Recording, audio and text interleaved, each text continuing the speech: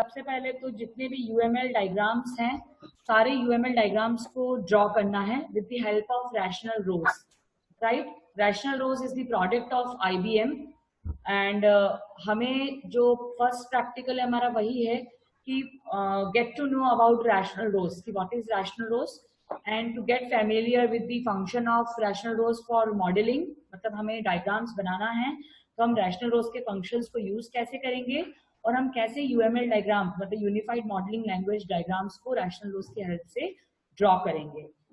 Clear? Once again I like to repeat. सबसे पहले we will discuss that what do you mean by a rational rows, then how to get familiar with the general functions of rational rows, and then to know how to create UML diagrams with the help of rational rows। मतलब rational rows एक software है IBM का जिसको हमको सीखना है, right. अभी I just want to tell you one thing कि परसों IBM रैशनल रोज जैसे मैंने आपको बताया ये IBM का प्रोडक्ट है, तो मैंने 2-3 दिन पहले IBM की डायरेक्ट वेबसाइट पे क्वेरी डाली थी कि I want to purchase Rational rose for 30 users.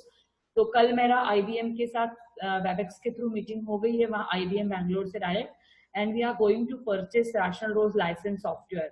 अभी हमारे पास लाइसेंस सॉफ्टवेयर नहीं है सेज यूनिवर्सिटी में, क्योंकि OOAD फर्स्ट टाइम आया है सेज यूनिवर्सिटी में 5th सेमेस्टर में सेज के सिलेबस में। तो अभी हम लोग within a week I think उसको परचेज शायद कर लेंगे या within a 15 days purchase कर लेंगे। तो बाय द टाइम अभी तो हमें रैशनल रोज के बारे में सिर्फ थ्योरी ही पढ़ना है। जब हमारा सॉफ्टवेयर परचेस हो जाएगा तो मैं आपको रैशनल रोज के बारे में, आपको रैशनल रोज पे डायरेक्ट वर्क भी करवाऊंगी।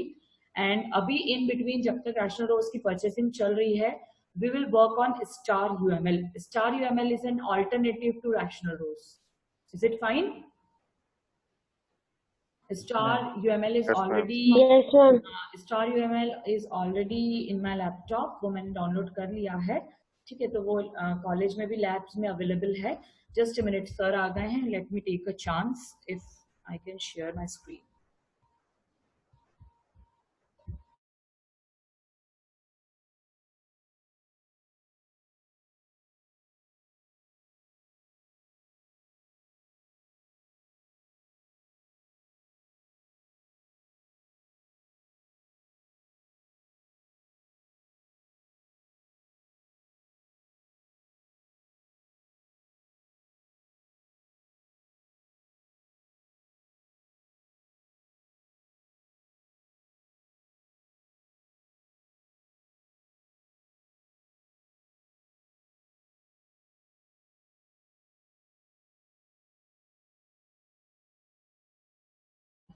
स्क्रीन दिख रहा है क्या? No ma'am. No ma'am. No ma'am.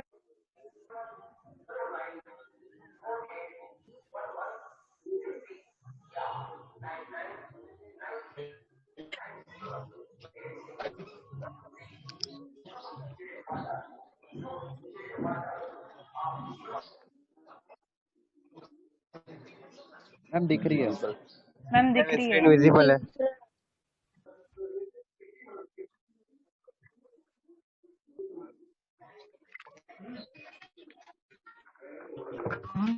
पर दो वीर कर चल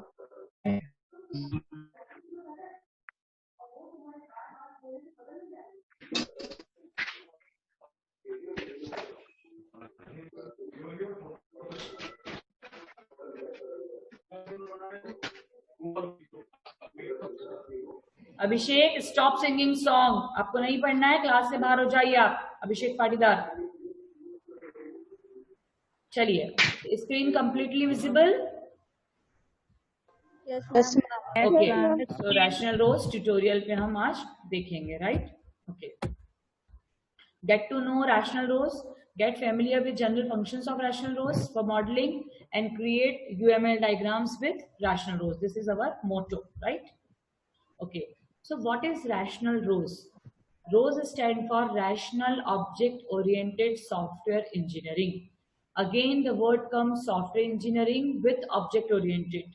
ऑब्जेक्ट ओरिएंटेड के बारे में आपको पता है कि यहाँ पर हम ऑब्जेक्ट्स का यूज करेंगे, और सॉफ्टवेयर इंजीनियरिंग के बारे में भी आपको पता है, that is we are using HDLC, that is software development life cycle requirement gathering, analysis, design, then coding, testing, maintenance and support. तो यहाँ पर रोज का जो फुल फॉर्म है, नाम इसको रैशनल रोज क्यों दिया गया?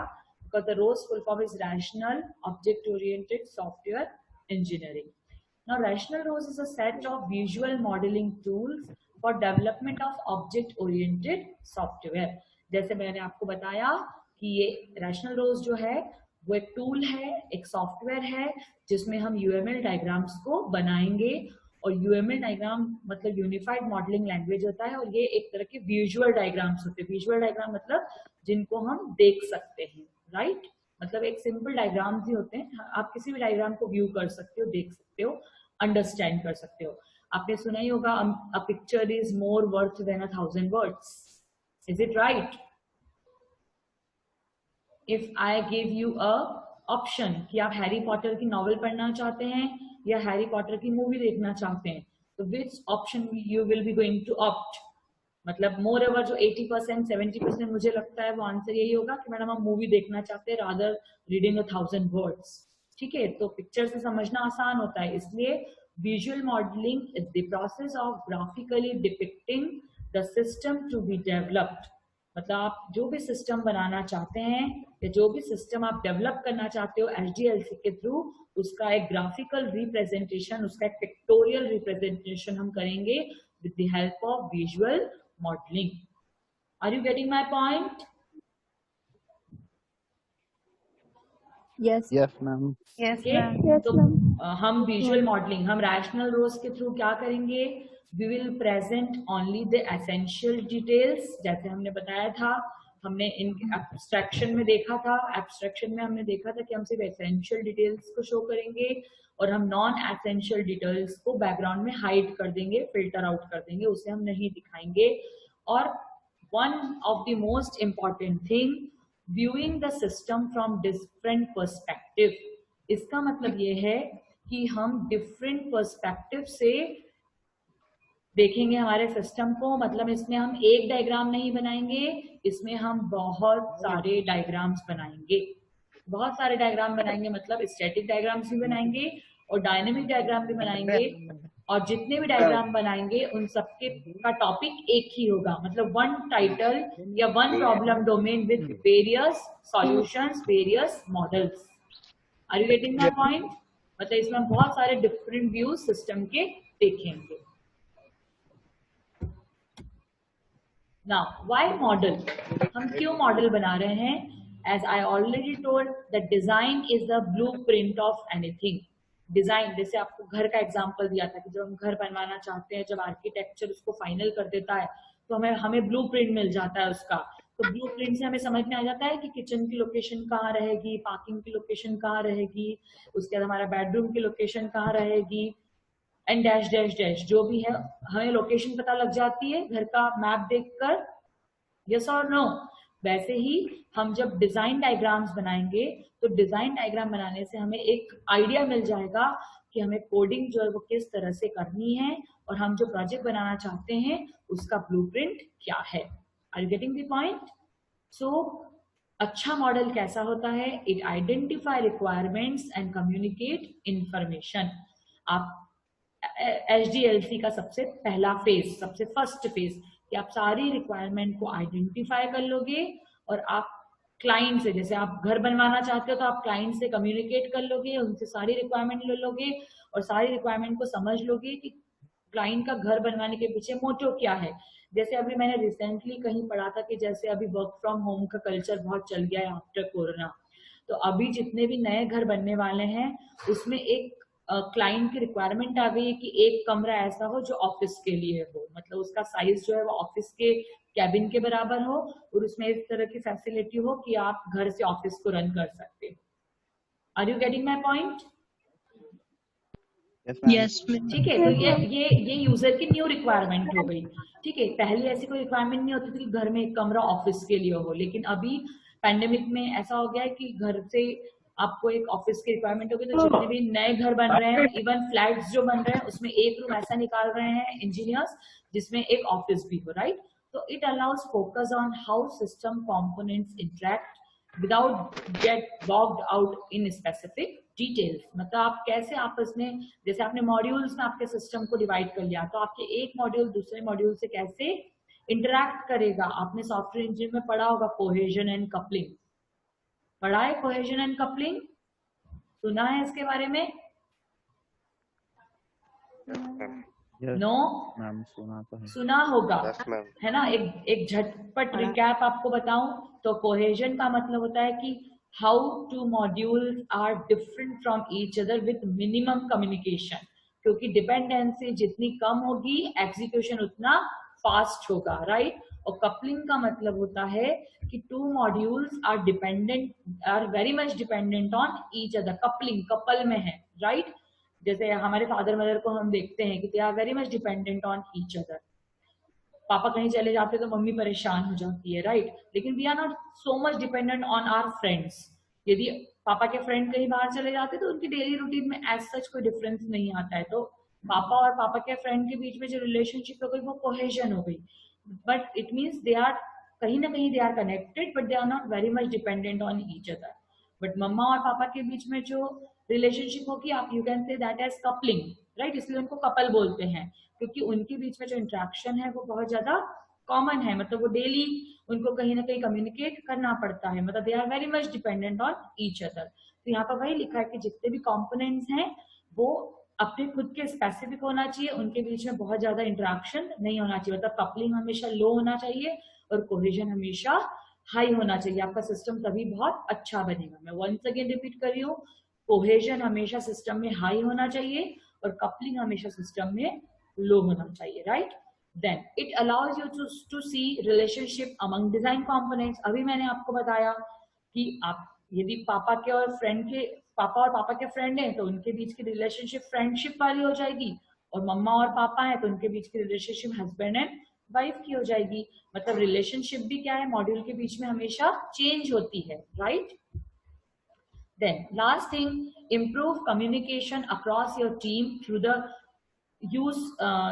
use of common graphical language। मतलब हम यहाँ पर आपस में कम्युनिकेट कैसे करेंगे, with the help of graphical language. मतलब आर्किटेक्चर को वो कभी ओरल नहीं बताएगा क्लाइंट को कि आपका इस जगह पे कमरा बन जाएगा, इस जगह पे आपका किचन बन जाएगा, इस जगह आपके वॉशरूम बन जाएंगे, हॉल बन जाएगा। वो कभी ओपनली कम्युनिकेट नहीं करता है, वो हमेशा ब्लूप्रिंट दिखा के ग्राफिकल रिप्रेजेंटेशन के फॉर्म में कम्युनिकेट करता है। इसीलिए हमें मॉडलिंग की जरूरत है, क्योंकि आपको पता है आपने 11th 12th में फिजिक्स केमिस्ट्री में मॉडल्स बनाए होंगे। What does that model represents, कि रियल लाइफ में क्या होता है उसका एक छोटा सा स्ट्रक्चर आप मॉडल के फॉर्म में दिखाते हो, इजंट इट।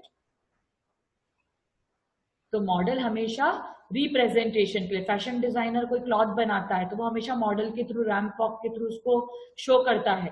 वाई? क्योंकि वो किसी के ऊपर कैसा दिखेगा उससे वो एकदम क्लियरली दिखता है। तो model means to represent something, right. तो यहाँ पर हम डिजाइन, हमारा जो सॉफ्टवेयर बनाने वाले हैं, जो भी हम सॉफ्टवेयर डेवलप करने वाले हैं, उसको हम मॉडलिंग के फॉर्म में क्या करेंगे, will going to represent. Okay, large industrial strength software system required solid specification, or that's why it acts as an architectural blueprint for software development। एक तरह का blueprint है हमारे सॉफ्टवेयर को डेवलप करने के लिए, right। Then good models are essential for communication of our project teams and to assure the architecture soundness। Same point, project team members को आपस में कम्युनिकेट करना है। जैसे मजदूर लोग हैं, उनको जब आप आर्किटेक्ट आपका ब्लूप्रिंट देते हो तो वो अपने आप डिजाइन बनाना शुरू कर देते हैं। उनको पता होता है इंजीनियर हर 8 दिन में 15 दिन में विजिट करने के चले जाता है साइट को, डेली उसकी अवेलेबिलिटी होना जरूरी नहीं है। तो आप ब्लूप्रिंट यदि रहेगा तो वैसे सॉफ्टवेयर टीम मेंबर्स जो अलग अलग मॉड्यूल बना रहे हैं उनके बीच में भी इंटरेक्शन बहुत ईजी हो जाएगा। As the complexity of systems increase, so does the importance of good modeling techniques. मतलब जितने ज्यादा सिस्टम की कॉम्प्लेक्सिटी आप इंक्रीज करोगे, मतलब जितने अच्छे से आप अपने डायग्राम को रिप्रेजेंट करोगे उतने अच्छे से आपका जो गुड मॉडल आपका रेडी हो जाएगा। आप जितने अच्छे से रिप्रेजेंट करोगे उतना, कई बार आपने देखा है बहुत जगह पे मंदिर बनते रहते हैं, मॉल बनते रहते हैं, तो उसके एंट्रेंस पे कांच की पेटी में उसका मॉडल रखा रहता है। देखा है आपने कभी? यस और नो? Yes, sir. देखा है हमने, या कहीं पर बहुत बड़े बोर्ड में उसका डायग्राम दिया, कोई कोई सपोज मल्टी बन रही है तो बाहर हम जाते तो उसका एंट्रेंस पे उसका बहुत बड़ा एक फोटो बना हुआ रहता है कि ये मल्टी ऐसे बनने वाली है। तो it gives us a visual modelling, एक हमें विजन देता है कि अच्छा ये मल्टी इतनी अच्छी बनने वाली है, इसमें गार्डन भी होगा, इसमें स्विमिंग पूल भी होगा। तो बनने से पहले एक विजुअल क्लाइंट का उसके रेडी हो जाता है। तो आप जितना अच्छा विजुअल बनाएंगे उतना अच्छा आपका जो सॉफ्टवेयर सिस्टम है वो भी उतना अच्छा ही डेवलप होगा। तो आपको समझ में आया कि हमें मॉडल की रिक्वायरमेंट क्यों है? मॉडल की रिक्वायरमेंट का सिंगल वर्ड में बोलूं तो सिर्फ it is just for representation. हमारे सॉफ्टवेयर डेवलपमेंट को, हम जो सॉफ्टवेयर बनाने वाले हैं उसको अलग अलग तरीके से डेवलप करने के लिए, अलग अलग तरीके से बनाने के लिए हमें मॉडलिंग की जरूरत पड़ती है, राइट?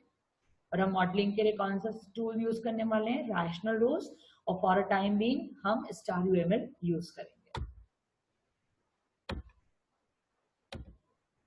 ओके, नाउ ये जो यूनिफाइड मॉडलिंग लैंग्वेज है, इस यूनिफाइड मॉडलिंग लैंग्वेज के बहुत सारे व्यूज होते हैं। तो टोटल 4 व्यूज होते हैं जो बहुत इंपॉर्टेंट है। पहला होता है use case view. Use case view मतलब it describe the functionality by an external actors. जैसे मैं सिंपल बात करूं, अभी आप यूज केस डायग्राम बनाओगे जब, तो आपको ये चीज बहुत ज्यादा क्लियर हो जाएगी कि यूज केस व्यू का मतलब क्या होता है।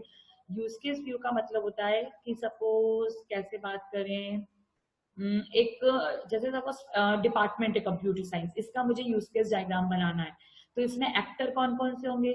स्टूडेंट एक्टर होंगे, फैकल्टी एक्टर होंगे और लैब स्टाफ एक्टर होंगे, इजंट इट? मतलब जो डिपार्टमेंट में एक्शन को परफॉर्म करेंगे, राइट? और उसके बाद उनके फंक्शन क्या है? तो फैकल्टी के जो फंक्शन रहेंगे, सिस्टम से लॉग इन करना। सपोज एक आप सॉफ्टवेयर सिस्टम बना रहे हो तो लॉग इन करना या रजिस्ट्रेशन करना। Log in, new faculty join करती है तो पहले उसको रजिस्ट्रेशन करवाएंगे तो उसका लॉग इन क्रिएट होगा।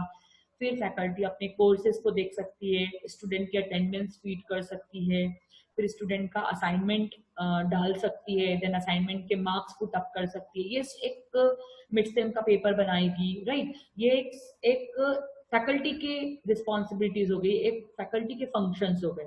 अब स्टूडेंट के फंक्शंस क्या होंगे कि वो भी सिस्टम में लॉग इन रजिस्ट्रेशन करेगा फर्स्ट टाइम, फिर वो भी लॉग इन करेगा सिस्टम में, फिर वो अपने मार्क्स को व्यू कर सकता है, फिर वो टेस्ट में अपीयर हो सकता है, फिर वो कोई नोटिस यदि फैकल्टी फीड करती तो वो नोटिस को देख सकता है, किसी फैकल्टी के लिए फीडबैक दे सकता है। This are the different work of students. फिर लैब स्टाफ क्या करेगा? जैसे अभी सर आए मेरी हेल्प करने के लिए, है ना, तो सपोर्टिंग स्टाफ क्या करते हैं? दे हेल्प, उनका अलग काम होता है, वो सिस्टम को मेंटेन करते हैं, कहीं पर इंटरनेट नहीं चल रहा है वो देखते हैं। तो आर यू गेटिंग कि what are the actors and what are the functions of those actors? Actor मतलब अनु परफॉर्म एक्शंस, वो क्या एक्शन परफॉर्म करेंगे, that are known as functions. Am I clear to you? Yes ma'am. हाँ, अभी हम diagram अभी हम जब एक्सक्लूसिव डायग्राम पढ़ेंगे तब मैं ये चीजें आपको फिर से समझाऊंगी। ओके, कैसा डायग्राम बनता है, कैसा दिखता है, ये मैं आपको फिर से बताऊंगी। क्लियर? चलिए, आज की क्लास के लिए last topic, that is logical view. ठीक है, लॉजिकल व्यू मतलब that describes how system functionality is provided with in the system, that is mostly by the developers. इसमें आप यूजर्स का इतना रोल नहीं रहेगा, यूजर फंक्शन से कैसे इंटरैक्ट कर रहे हैं, हम फंक्शनैलिटी को कैसे यूज कर रहे हैं। जैसे मैंने आपको लास्ट क्लास में भी एग्जांपल दिया था कि हम जब कार चलाते हैं तो हम स्टीयरिंग को घुमाते हैं तो हमारी कार की डायरेक्शन चेंज होती है, हम गियर चेंज करते हैं तो हमारी कार की स्पीड चेंज होती है, आप एक्सीलरेशन को पुट अप करते हैं तो अगेन स्पीड में चेंज होता है। मतलब आपको सिर्फ फ्रंट एंड पता है, स्टीयरिंग व्हील कैसे वर्क कर रहा है, आपके गियर कैसे वर्क कर रहे हैं, आपका एक्सीलरेटर कैसे वर्क कर रहा है, आपको उनकी फंक्शनैलिटी के बारे में नहीं पता है, तो वो किसमें आएगा? In the logical view. Are you getting the point?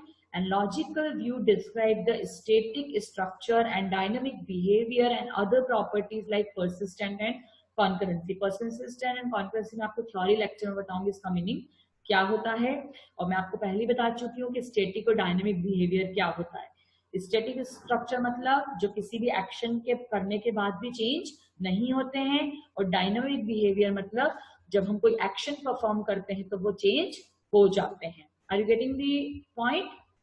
जैसे every action has equal and opposite reaction कहते हैं, ठीक है। इसका मतलब क्या है? Every action has equal and opposite reaction, मतलब मैंने आपको चाटा मारा तो आप पलट के मुझे चाटा मार दोगे, तो ये डायनेमिक बिहेवियर हो गया। और यदि मैंने आपको चाटा मारा, आप कोई रिएक्शन नहीं कर रहे हो, तो ये आपका स्टैटिक बिहेवियर हो गया कि चलो मैडम तो मारती रहती है, आज और पढ़ गई, क्या फर्क पड़ता है, isn't it? So this is the point static है। और आपको जब सेकेंड यूनिट आएगी तो आपको और ज्यादा क्लियर हो जाएगा स्टैटिक और डायनेमिक के बारे में। Fine. Then component view and deployment view, इसके बारे में अपन कल बात करेंगे। अभी टाइम आज अपना बहुत वेस्ट हो गया due to certain problems of sharing. No problem. Please on your video so that I can take your attendance.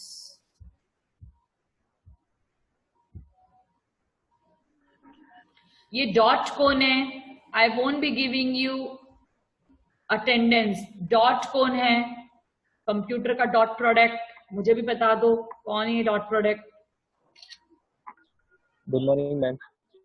हाँ, गुड मॉर्निंग कौन डॉट बोल रहा है? Hello. No ma'am, Devansh Gupta. हाँ देवांश, आप अच्छा, आप थे क्या डॉट? No ma'am. एक्चुअली आप, मुझे कोई प्रॉब्लम नहीं है, I will not lose anything, but you will lose with your attendance if you do like this. मुझे कोई फर्क नहीं पड़ेगा, because as I and teachers my part is over, right? लेकिन फिर आप परेशान हो जाओगे। बेटा मैंने हर्ष तक अटेंडेंस ले ली है। Hello ma'am. हाँ बोलो बेटा।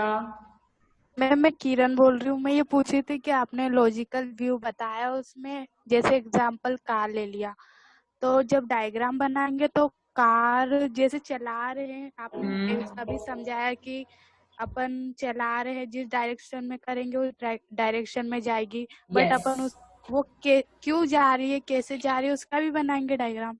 हाँ, वही तो लॉजिकल व्यू है बेटा। अभी यूज केस डायग्राम में हमने सिर्फ ऐसा देखा कि एक एक्टर फंक्शन से इंटरेक्ट कैसे कर रहा है। बहुत अच्छा क्वेश्चन है आपका। यूज केस डायग्राम में हमने जस्ट ये देखा कि एक एक्टर किसी उससे इंटरेक्ट कैसे कर रहा है, राइट? लेकिन हमें जो लॉजिकल डायग्राम है उसमें सिर्फ ये नहीं देखना है कि ऊपर ऊपर क्या हो रहा है, उसमें हमें ये भी देखना है कि वो इनर उसकी वर्किंग कैसे हो रही है। Are you getting? पूरी कार की वर्किंग? यस, मतलब उसके इनर मैकेनिज्म्स क्या हैं ये आपको देखने को मिलेगा। किसमें? लॉजिकल व्यू में, ठीक है। और जो यूज केस व्यू है उसमें आपको सिर्फ ऊपर ऊपर से देखने को मिलेगा कि आपका उसमें मतलब आप उसमें कौन कौन है। आया समझ में आपको बात? ठीक है मैम। ठीक है, बहुत अच्छा क्वेश्चन पूछा। And keep asking with questions, right? आप क्वेश्चन पूछेंगे तो आपको भी अंडरस्टैंडिंग क्लियर होगी और मुझे भी समझ में आएगा कि आपको समझ में आ रहा है या नहीं आ रहा है। चलिए, अभी थोड़ा सा टाइम शायद बचा है in between. Any other doubt? Please ask if you have any doubts. अब क्योंकि बाकी का हम सीधे नेक्स्ट फ्राइडे पढ़ेंगे, ठीक है?